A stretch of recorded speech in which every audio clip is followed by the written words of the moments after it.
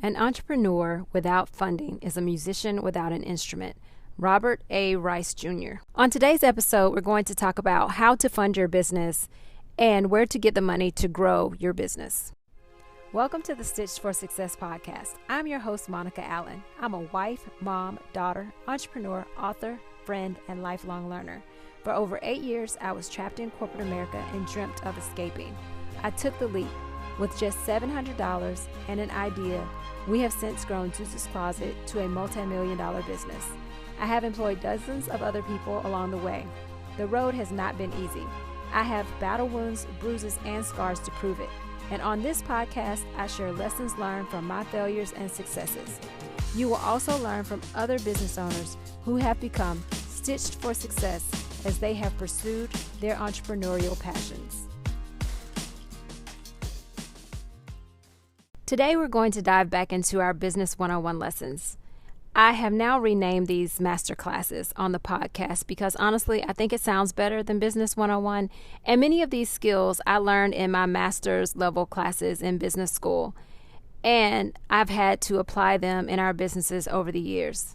I also strongly believe if you master these topics I've been discussing a couple of times a month, it will help lead you to a more successful and sustainable business. If you have not listened to previous episodes, please go back and check those out. So now that you've nailed down your demographic and the target market or target markets among that demographic, and you've determined what differentiates you from your competition, the question becomes, how will you kick your business off? How will you fund your business? Or if you've been in business for a while, it may be a question of how will you fund a new project or venture. As I mentioned in the show intro, when we started our business, we started with $700. We opened our first bank account with $1,000 because we sold $300 worth of flyers, and Ethan and I both each put in $350 to open that account. We began our business by bootstrapping and continuing to reinvest our earnings to grow. We would later get a bank loan to purchase our first embroidery machine. Then we opened a line of credit to help us during cash flow crunches. And since then, as I mentioned in the last episode, we have taken on a bit more debt than I would prefer, but in most cases, it was to grow or provide additional cash flow during slower times of the year.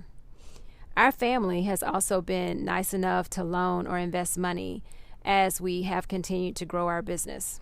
The wonderful thing about these times that we're living in right now is that there's so many options, and though I can't speak to which option will work best for you, I would first recommend that you determine how much money you need to start your business or new project. Keep in mind that you will typically need more than you think.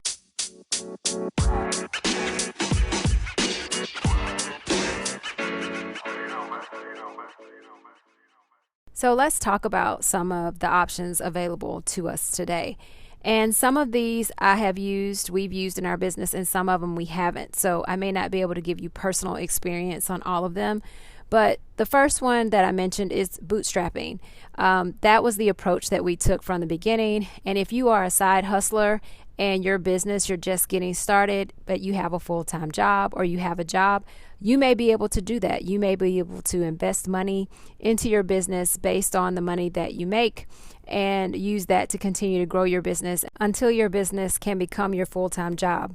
And of course, as I've mentioned before, there are loans. There are bank loans. There are SBA loans, which are bank loans, but they're backed by the government. There's a variety of loans and different types of lenders that you can select from to grow your business. The one thing I will say when you are getting a loan or trying to get a loan is you have to have patience and you have to be willing to put in the work, because I always say I have to give them my firstborn because it's so much paperwork. There's so many questions. There's so many things that they want to know about you and your business partners if you have one, your prospectus and how you plan to grow and how you plan to market, and all of these types of things are really important. So be patient, fill out the paperwork, and just keep plowing through it and don't give up. The next thing is grants. There are lots of grants to help you start a business. Sometimes they're rather small, but there are grants that can help you, give you a bit of an injection to help you get that business off the ground. So research those. They're online. You can research grants for women, for minority business owners, for a specific industry. So make sure you check out grants. There's also crowdfunding and peer-to-peer lending, which both concepts seem so cool to me. It's not something that we've done, but the fact that you can put a business idea out there and have a lot of people back it, or maybe a lot of people not back it, not only is it great to have that as a funding source, but it also is a part of market validation. If you have people who are willing to put their hard-earned dollars behind your idea or behind your product, that tells you that more than likely you will have people who are willing to purchase that product or that service. So crowdfunding and peer-to-peer lending definitely seem like options that you should check into.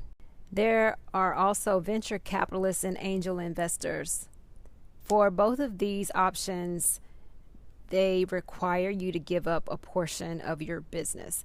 And this is not something that we have done in the past, so I can't speak to it from an experience standpoint. We had an accountant that when we discussed looking into venture capital or angel investors, he wasn't really feeling that. And so he kind of talked us off of that one. And we decided that we would continue to have control of our company 100% to this point. However, this is not something that we've completely ruled out. And there's a little bit of a difference between venture capitalists and angel investors. Of course, you can Google it. Because it's not something that we have done, I don't have a lot of knowledge on it, but I do know that you are required to give up a portion of your company. I would say think Shark Tank in both cases. Typically, an angel investor may be an individual who just has a lot of money that they want to invest. Venture capitalists are usually a company or individuals who make up a company that are investing in businesses, and they tend to lend expertise along the way, whereas an angel investor may not have much to say. They just want to get a return. For those of you who are willing to give up a portion of your company, you do have venture capitalists and angel investors to consider as a way of funding your business as well. Another option is pitch competitions. There are a lot of places now. I know here in Atlanta, they have pitch competitions at some of the schools. And so that's an opportunity for you to pitch your business. Again, imagine Shark Tank, and perhaps get someone to invest in your business that way. I mentioned pitch competitions, and one of the things to keep in mind with pretty much any of these options, be it a loan, a grant, venture capitalists, angel investors, you're going to have to give some type of pitch, whether it's on paper to a bank loan, or if it's to a venture capitalist or angel investor where you're standing in front of them.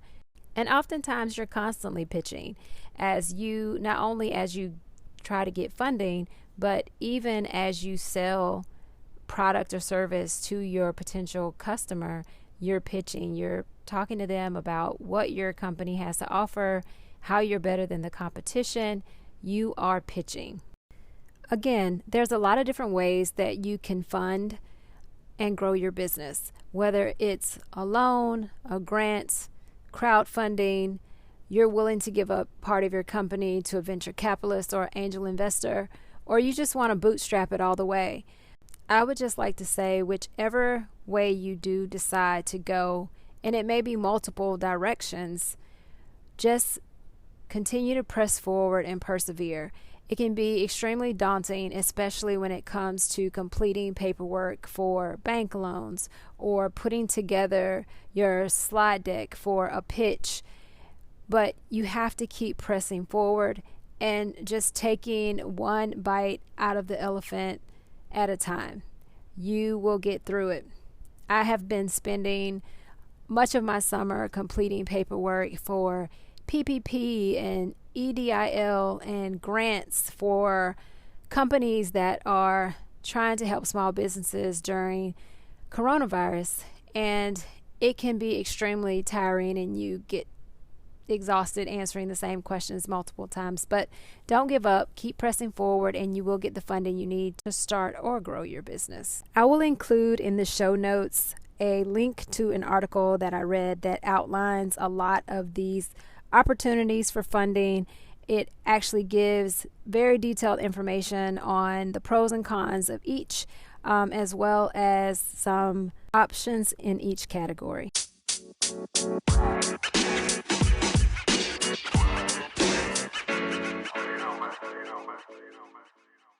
Sometimes being an entrepreneur can be lonely. Back in April, when I decided to start this podcast in the middle of quarantine, I thought, I really would love to help people who are starting a business or who aspire to start a business, or people who have just been in business for a few years and need help, need to be surrounded by people who are going to encourage and help understand some of their challenges. And that's what I want to do. So I am offering complimentary strategy sessions with me. And this is just for us to talk through some of those challenges you may be having, or just questions you're thinking about, or a new product you may be thinking about launching, or a new service. Let's just talk about it. I would love to be of help in any way that I can. I love small business. I love business just in general, and any way that I can help, I would love to do that. So if you would go to my website, stitchedforsuccess.com, you can actually click at the top of the page and complete a form. I will take a look at the form and select some people to be a part of this complimentary strategy session. They will take place individually, but I think we can all learn from each other. So please go to stitchedforsuccess.com and complete the form. I hope you all know that I am truly grateful and humble to have you join me and take time out of your day to listen to the Stitched for Success podcast. I would love for us to continue this conversation. You can direct message me on Instagram at Stitched for Success. You can also email me at stitchedforsuccess@gmail.com. I would love to get to know you all a little bit better. And as always, it is such a pleasure. I would love if you could share this podcast, subscribe, and rate. Thank you so much. Have a great one.